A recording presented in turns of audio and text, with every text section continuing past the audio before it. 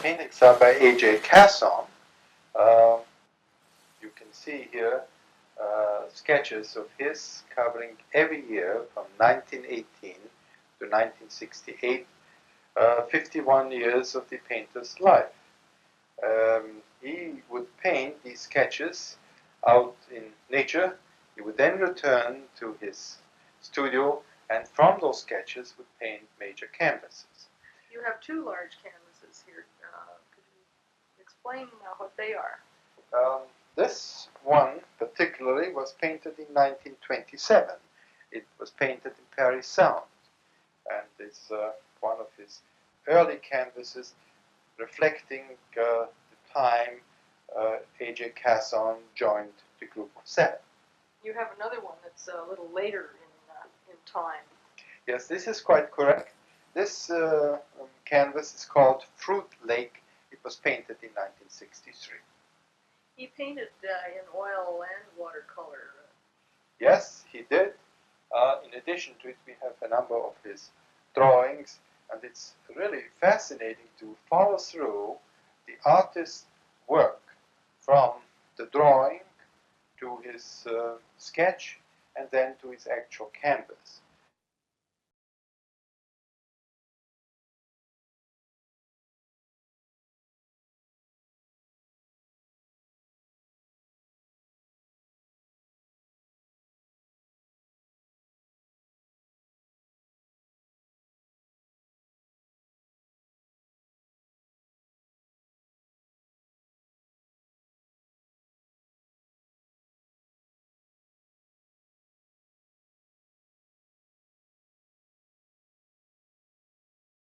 The collection is comprised of paintings and other works of art from every region of Canada, and it has, among other things, a fairly substantial collection of the group of 7. In fact, over 1/2 of the works of art are by the group of 7.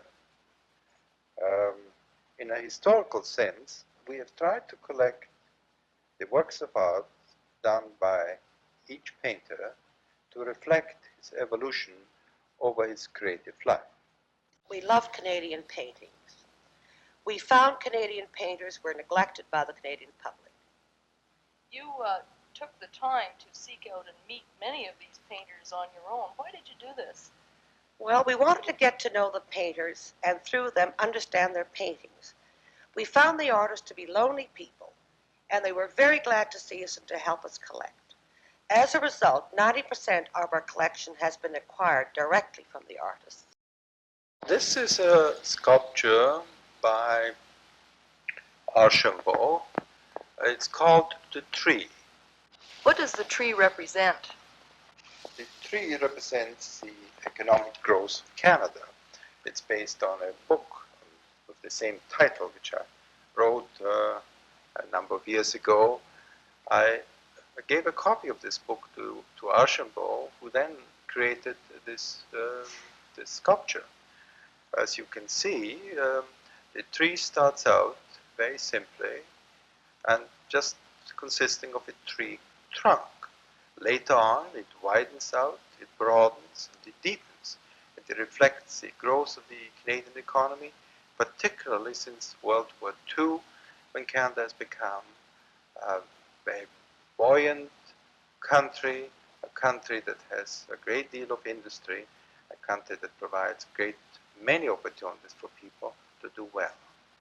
This wall represents the leading abstract painters in Canada.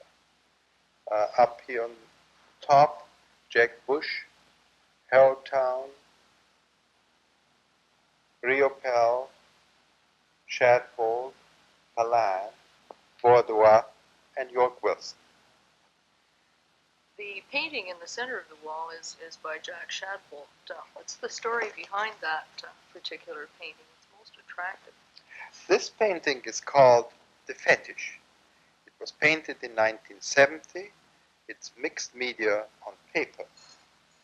You can see certain British Columbia symbolism in it, including a mask. Does Shadbolt use a lot of British Columbia symbolism, Indian figures in his work?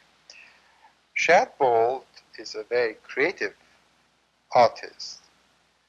Most of his symbolism come from his own creative mind. This sculpture is called Unity. It is by Bruce Garner, and it consists of 3 pregnant women presented in an abstract manner. The sculpture is made out of metal. The fetus is made out of stone. This is called The Spirit of French Calendar, done by Art Price. He did it about 15 years ago, and to him at that time, the spirit of French calendar was reflected in a Gallic cock that's angry. You can see the beak sticking out and the angry eye, and he anticipated a good deal of anger. This room houses quite a large collection of paintings by one particular member of the group of 7.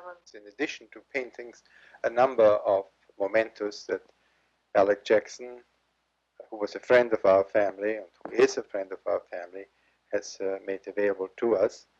To tell you first a little about his paintings, they cover sketches and some canvases from 1908 onwards, going up to the 1960s.